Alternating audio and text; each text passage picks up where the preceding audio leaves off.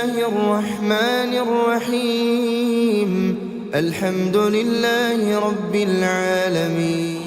মাহে রমজান মুমিনদের আত্মগঠন ও প্রশিক্ষণের জন্য এক অনন্য চিরবিপ্লবের সেরা মাস।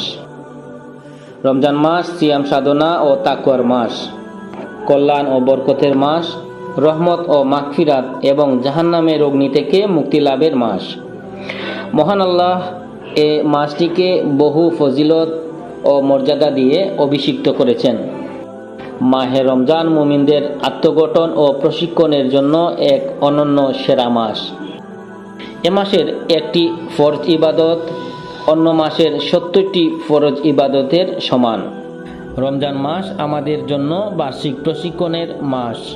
এ মাসে আছে সাহরি, ইফতার, তারাবিহ, ইতিকাফ, লাইলাতুল কদর, ফিতরা ও ঈদুল ফিতর।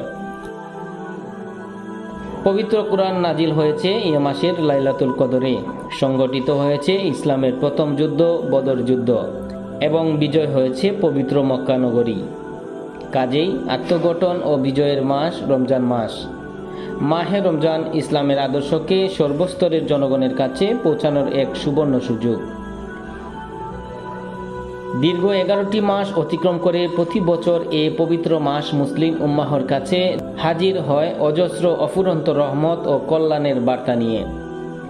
মুসলিম মিল্লাতের জন্য রহমত স্বরূপ এ মাসটি আত্মগঠন, নৈতিক উন্নতি, চারিত্রিক দৃঢ়তা, পরিচ্ছন্নতা ও সুন্দর সমাজ গঠন এবং সামাজিক সাম্যের নিশ্চয়তা বিধানের এক অনন্য সুযোগ।